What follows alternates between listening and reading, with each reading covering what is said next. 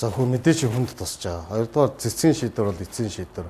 Хуулиа дээдлэх хүндлэх нь бидний одоо тий дааж мөрдөх ёстой. Тэгтээ цэц бол буруу шийдвэр гаргасан.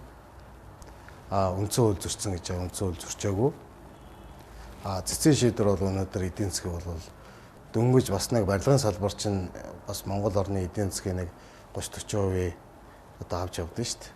Манайх чинь дандаа уул уурхай гэж ярьдаг боловч тий. Ингээл эдийн засгийн улам хөлхүүлж байгаа. Тэгээд бас улс төр орсонд бол харамсаж байна. Улс төрийн бас нэг онгойс орсон. Тийм учраас энэс үе энгийн иргэд бол бүгдээрээ л одоо хамраараа газар шаана гэдэг шиг юм болж байгаа. За мэдээж энэ байдлаас бол нөхцөл байдлаас гарахын тулд бид нэлээд ажиллаж байна.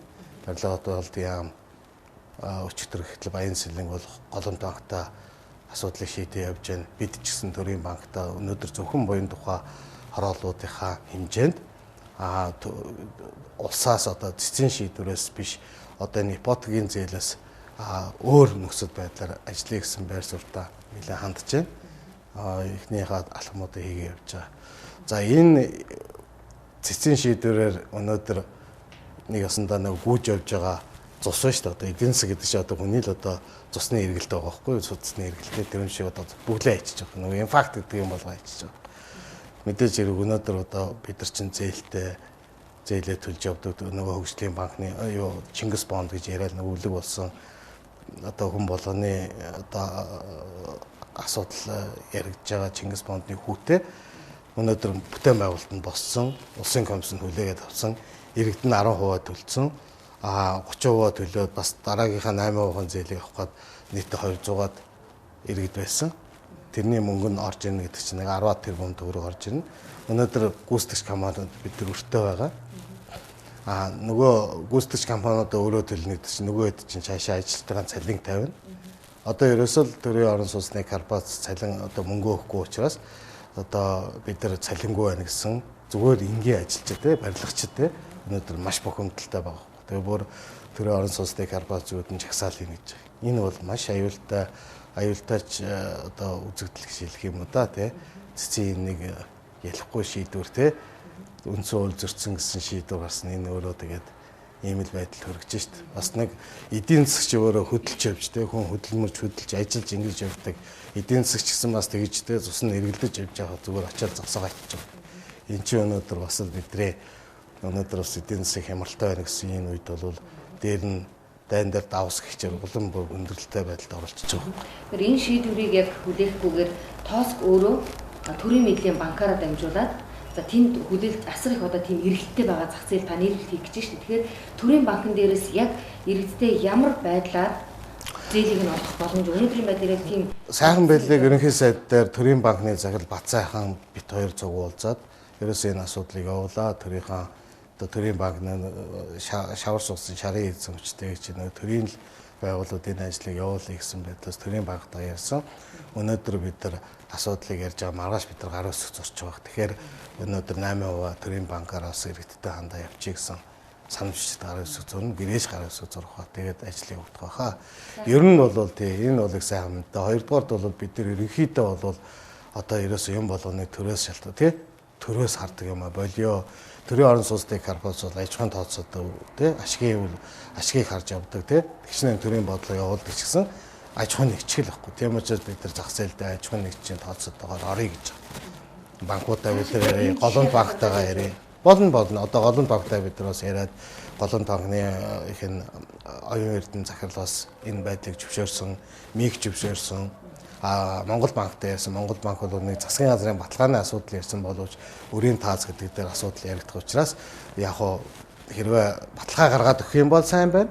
Баталгаа гарахгүй бол энэ ажлыг явуулъя, дэмжиж гэсэн байдалтай байгаа. Тийм учраас бид нар бүх банкны захирлуудаа ярина. Гэхдээ энд нэг ийм асуудал байгаа юм байна. Банк арилжааны банкуд ороод ирэхээр яг иргэдийн дунд бол одоо нэг олон улсын жишээ дагуу энэ ипотекийн зээлийнхаа хүүг жоохон буруулаач, урьдчилгааг нь багасгаач гэсэн хүлээлтүүд байгаа. Ийм боломж байгаа гэж зарим судлаачид хэлж байгаа. Арилжааны банкыг хит их ийм арилжих банкыг оруулахгүйгээр төр өөрийн мэдлийн банкаараа юм эсвэл тооск дангаараа яг энэ ипотекийн салбараа хариуцаад явж болдоггүй юм. За өнөөдөр нэг гарц байна л да. Энэ бол төрийн орон сууцны корпорац өвн ямар ч улс оронд бол орон сууцны бодлогыг бол төр нь авч явд юм байл да. Төр нь авч явна гэхээр төрийн орон сууцны корпорац шиг байгууллага хуульчлаад өгч тийм байна. Хуульчлаад өгнө гэдэг чинь бүх эрхийг хуулиар хамгаалаад өгч явах. Тэгэхээр бид өнөөдөр зоригтой иргэдтэй одоо тэгээ баг дунд орлоготой нөгөө төрийн албан хаагч нөгөө зорилтууд бүлгүүрөөр хандсан төрийн нөгөө орон сууцны бодлогыг хийхэд бол аюул хэлбэр болчихж байгаа байхгүй. Гаднаас мөнгө босгох ч гэсэн дотоодоо мөнгө босгох ч гэсэн те маш их ихтгэлтэй болоод өгдөг. Ийм ажил зохион байгуулж болох юм байна. Хоёрдугаарт бол өнөөдөр барилгын компаниуд өөрсдөө одоо хувийн компаниуд ч барилгаа барьж чинь хажуудаа банк бус санхүүгийн байгууллагатай юм байна. Тэргээрээ дамжуулаад нөгөө иргэдтэй зээл өгчдөг. Хоёрдугаар бид нар иргэдтэй итгэх ёстой. Одоо нөгөө Монгол банк МИК-ийн нэг айгүй өндөр шалгуурууд байна шүү дээ 21 функтэй те. Энийг бол манай ард түмэнд дийлэхгүй байна. Ямар сандаа онгой байна шүү дээ те. 8% зээл авах юм бол тэр бүмтэн байх юм байна гэх те. Ийм байж болохгүй. Өнөөдөр бид нар бас нэг бодлогоортой өнөөдөр одоо жишээлбэл Дорж гэдэг Долмаа гэдэг хүндээ итгэх ёстой байгаа байхгүй юу. Өнөөдөр бол төрийн орон сууцны корпорацийн буян тухаас байр авч байгаа юм бол тэрийг барьцаалаад бид нар мөнгөний тий зээлийн өгөөл тэдэрд нь тэр байрнууд баталгаа болоо явчихж байгаа байхгүй. Нөгөө банк болохоор давхар баталгаа нэхэд байгаа байхгүй. Нөгөө байрыг барьцаалаад дахиад өөр эд хөрөнгө тий өөр юу гэдэг нь өөр хөдлөх газар машин тэрийг одоо юу гэдэг нь тэгээд байгаа. Энэ өөрөө иргэдэнд дийлэхгүй шүү дээ. Одоо яг үнэн хэлэхэд бол нөгөө болцоотой мөнгөтэй болцоотой амьдралтай хүмүүс бүх орон сууц авцсан байгаа. Одоо энэ 186 мянган айл өрх гэдэг чинь нөгөө болцоогүй 10% чүү чанаа бүрдүүлсэн 30% төлж чадахгүй ийм хүмүүс. Эдгэрд л хандсан бодлого явуулах хэрэгтэй. Энийг л хийх хэрэгтэй. Хүү бууж болно. Хүү бол 6% хүртэл те. Сайн нэг барилгын компани захирал бас эдийн засгчид бол ярьж байгаа. 4% болно. 6% болно. Би нэг бол дэмжиж байгаа. Төрийн банктай хамтрах энэ ажил бол ингээд өнөөдөр шийдэгч эх 7 хоногоос бол иргэд чөлөөтэйгээр буян тухай хоёрыг сонгосон иргэд бол орох юм боломж нэгдэж байгаа. Тийм мэдээж хэрэг бид нар бид одоо олон нийтэд төгөөж болно тийм ээ. Тийм бид нар мэдээж хэрэг гэрээгээ энэ гэрээн дээр юу тусгах нь бас нарийн юмнууд тусгагдаж магадгүй бас банк хэмжээс өөрсдөө эрсдлийг бодно. Төрийн орон сууцны корпорац гэсэн бас эрсдлээ бодно. Тэрэнд орж байгаа иргэд маань бас ямар хүмүүсийг оруулах вэ гэдгээр бас бид нар харна. Тэгтээ ард түмэд итгэн чи цагаан байна, чи хар байна, чи ногоон байна гэж ялахгүй бүдэнд эргэтгэх шүүлчлэгийн төлөө байна. Тийм учраас энэ дээр бас нэг ард ирэг зөвөр ойлгосоо л гэж одоо зөвөр харах болов гэж бодож байна да. Төрийн орон сууцны корпорац буян тухай хоёрын хангаа хороолоос гадна өөр одоо дэд бүтцэд холбосон ямар газруудад яг ийм одоо бага үнэтэй жижиг хорооллыг бий болгох төслийг өргөжлүүлэх үү? За бидэрд бол одоо эко ярм гэх том хороол болсон шүү дээ. 7 дугаар хороол босно. 50 гадар бид нар төлөлт хийж байна. Одоо нийслэлдээ бас 15 газар бас төлөлт хийх гээд явж байна. Тэгээ нийслэлтэй хамтарч санамжчд гар үсэг зурна. Тэрэн дээр бас газрынхаа асуудлыг шийдвэрлэх юм бол бистэ төлөлт хийж байгаа. Ер нь бидний зорилго бол бас нэг юм өндөр байшин бариад нэг юм одоо хуаран маягийн юм хийхийг хүсэхгүй байна. Бид нар орчин үеийн гэр хороол гэдэг ямар байх ёстой юм те 21-р зуунд Монгол гэр ямар гэрт яаж амьдрах уу гэдгийг харуулсан нэлээд том төсөл хийж байгаа. Тэр мэрийгээ хийгээд бас нэг давхар, хоёр давхар хаусууд те. Тэгтээ хотоос дэлсэн, дэд бүтсэн хөгжсөн те. Бие даасан, зарим нь зам нь одоо нийлсэн гэрэл цагтгаанаа заар бохор нөгөө дулааны асуудал нь бие даасан одоо юугаар технологиор ерөөсөө нэлээд том ажлуудыг аймаг болгондоо мянган айлын орон сууцны хөтөлбөрийг хөгжлүүлнэ. Тэгтээ бас бидний бас нэг зорилго бол түрээсээ орон сууцны хөтөлбөрийг хөгжлүүл явуулъя гэж бодож байгаа. Бас өнөөдөр 10% төлж чадахгүй хүмүүс түрээсээр тий өнөөдөр түрээсийн зах зээл ямар орон сууцны үн 3-4 сая хүрээд исэн хөөсөрн багчсан хаагарсан. Одоо түрээсийн орон сууцны үн их өндөр байна. Нэг өрөө байр одоо Улаанбаатар хотод байршлаасаа шалтгаалаад одоо 500-аас сая 200, сая 500 болцсон байна. Энийг бас бодлогоор хийгдсэн бодолтой байгаа. Түрээс бас ард түмэн бас түрээс нь амьдрах тийм болцоо. Социалист нэг нь тийм л байсан шүү дээ. Тос хэдийгээр одоо хөөсөрсөн байсан барилгын үнийг буулгаж чадсан ч гэсэн чанарын асуудал сондод байдаг юм л да. Одоо тухайд буян тухай 1 2 дээр нэг хэсэг чинь нэлээд шуугар да. Тий. Олон юм дотроос ганц хоёр алдаа гарна. Тэгээ нэг 5 айл нэг хил ам хийсэн. Тэгээ тэр нь хийгээд асуудлыг шийдээд өгсөн. Ер нь тэгээд хүн юмыг сайхнаар нь харахгүй дандаа нэг муу мухагаар нардаг. Тэр одоо Twitter, Facebook дээр ямар муухай юм бичиж जैन те. Төрийн орон сууцны корпорацийн одоо над руу дайрсан тийм мэдээлэл зөндөл явж जैन те. Одоо тэгээд нэг тэр бүтээн байгуулсан тэр Монголын компаниудыг доромжилж байгаа юм шиг юм бичиж जैन тэ болох хэрэгтэй. Энэ бас нэг жоохон толгоогоо зэнгэлээ, номоо уншаа тий. Жоохон ном унш, толгоогоо зэнгэл 21-р зуун байна. Техник технологи хөгжиж байна. Хүн болгон энэ дандаа Монгол орны муухагаар байхгүй тий. Тэр хүмүүст бол тэгж хэлмээр байна тий. Жоохон толгоогоо зэнгэлээ л гэж хэлмээр байна.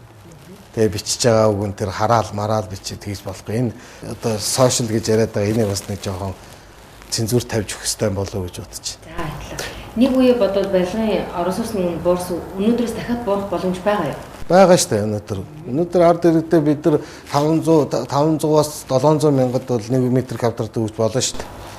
Харин яагаад одоо ингэж өгөхгүй байгаагийн шалтгаан юу? Гэхдээ эн чинь энэ бас нэг бас төржөөд бол хэрэггүй шүү дээ.